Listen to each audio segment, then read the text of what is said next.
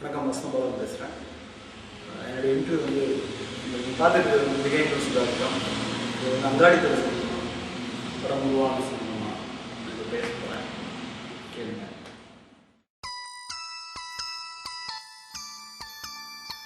ஆக்சுவலாக வந்து பேசிக்கலாக வந்து நான் வந்து இந்த எக்ஸ்பெக்டேஷன்லாம் சம்மந்தமாக எனக்கு ஒன்றும் கவலை இல்லை.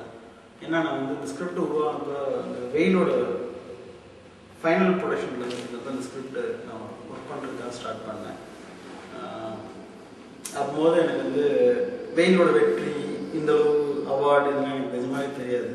ஸோ என்னுடைய எப்போயுமே ஒரு கான்சியஸான விஷயம் வந்து என்னுடைய படங்கள் புதுசாக இருக்கணும். வெயிலோட ஃபைனல் ஒர்க் நடந்துட்டு இருந்தப்போ தான் ஆக்சுவலாக ஸ்கிரிப்ட் எழுதினேன். அதனால் எனக்கு வந்து வெயிலுடைய இந்த சக்ஸஸ், இந்த ட்ரைவ், இந்த அவார்ட்ஸ் இதெல்லாம் எனக்கு வந்து அவ்வளோ கான்சியஸாக இல்லை ஆக்சுவலாக.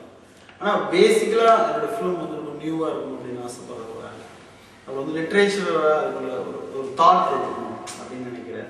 அப்புறம் வந்து கண்டிப்பாக நான் வெயிலேருந்து வேற ஒரு ஜானரில் ஒரு படம் பண்ணணும் அப்படின்னு நினச்சேன். வெயில் வந்து நீங்கள் பார்த்தீங்கன்னா ஒரு ரூரல் டவுன் சம்மந்தப்பட்ட ஒரு படம். அப்புறம் வந்து அந்த படம் வந்து ஒரு சக்ஸஸ்ஃபுல் அண்ட் ஃபெயிலியர் பர்சன் பற்றி பேசின ஒரு படம். ஸோ இந்த ஜானரில் இல்லாத இன்னொரு படம். ஆனால் அந்த படம் வெயில் போன்ற உணர்ச்சி சொல்கிற ஒரு உணர்ச்சியாக, அன்பு அதிகமாக பேசுகிற ஒரு படமாக இருக்கணும். அதான் என்னோட பேசிக்கான தாட். அப்போ வந்து ஒரு என்ன சொல்கிறது, வந்து பார்டர் லைனில் இருக்கிறவங்க, அடித்தட்டு மக்கள் வாழ்க்கையை பற்றி பேசுகிற ஒரு படமாக இருக்கணும் அப்படின்னு ஆசைப்பட்டேன். அந்த மாதிரி ஒரு படமாக அங்கே இருந்துச்சு. ஆனால் இந்த அவார்டெல்லாம் என்னன்னா இன்னும் ப்ரெஷரைஸாக ஆக்சுவலாக கண்ணுக்கு தெரியாத கிளிஷேகள் வந்து வெயில் இருக்கு.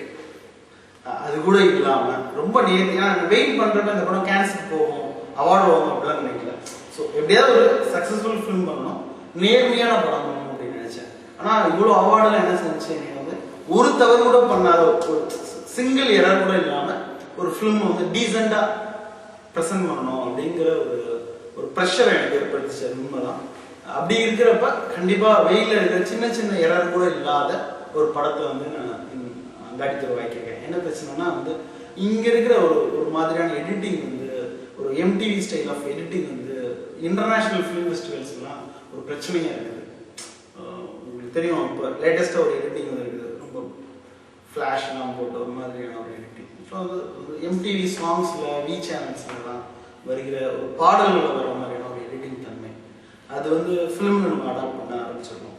ஸோ இன்னைக்கு இருக்க கரண்ட் லேட்டஸ்ட் ட்ரெண்டாக அது. ஆனால் இன்டர்நேஷ்னல் ஃபெஸ்டிவல்ஸ்லாம் அது வந்து ரொம்ப ஒரு சின்ன தவறாக பார்க்குறாங்க நம்ம.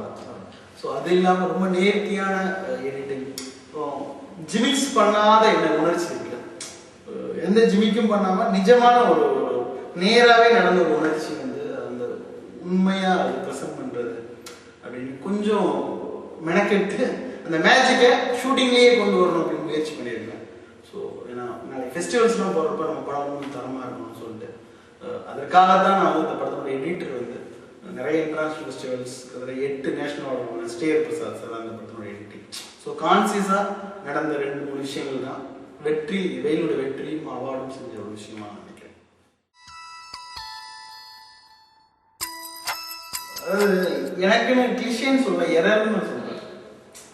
சின்னதாக எனக்குன்னு கண்ணுக்கு தெரியாத ஒரு கிளிஷே இருக்கும்.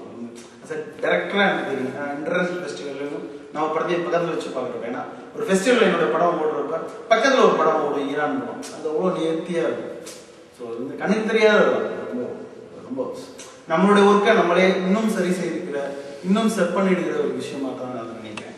சும்மா சின்னதாக சொன்னோம்னா ஒரு ஊரான் தோட்டத்தில் ஒரு கதாநாயகனுக்கு அறிமுகமான ஒரு பாடல் இல்லை.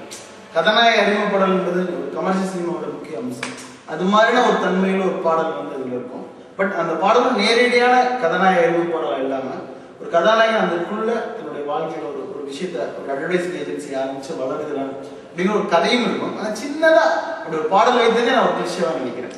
ஸோ அந்த இது கூட இல்லாமல் தவிர்க்கப்பட்டிருக்கு இந்த படத்தில் அங்காடி தெருல அப்படிங்கிறது தான்.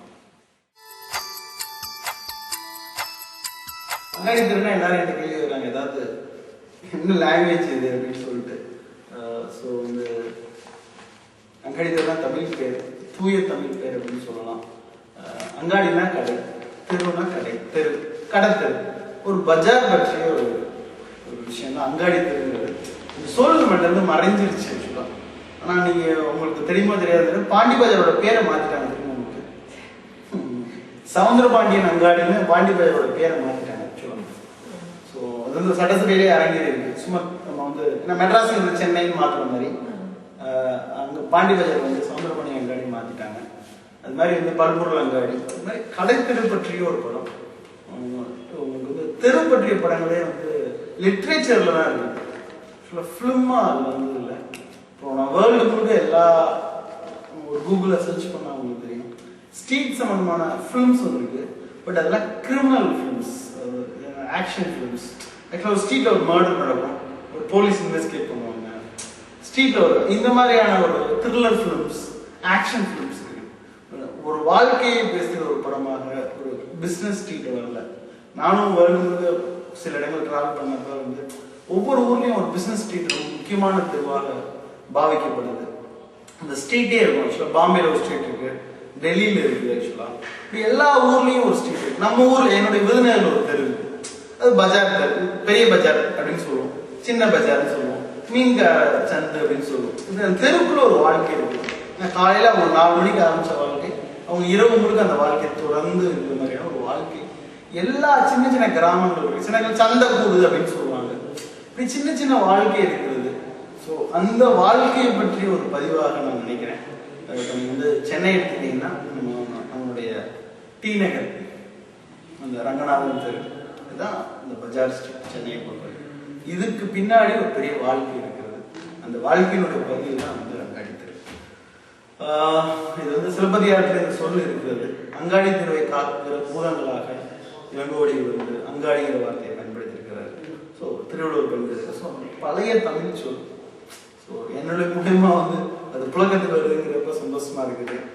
வெயில்னு அப்படி ஒரு சொல் தான், ரொம்ப முக்கியமான ஒரு சொல். என்னை பொறுத்தவரை என்னோட ஊரின் பெயர் வெயில் உகந்தா பட்டினம். விருதுநகருக்கான ஒரு பழைய பெயர் வந்து வெயில் உகந்தா பட்டினம்.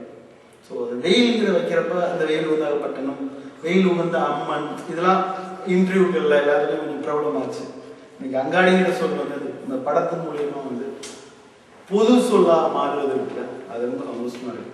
நான் கம்ப்யூட்டர் சொல்லியிருப்ப கணினிங்கிற வார்த்தை வந்து நிறைய உபயோகம் வந்துச்சு. அது மாதிரி அங்காடிங்கிற உபயோகத்துக்கு வரும்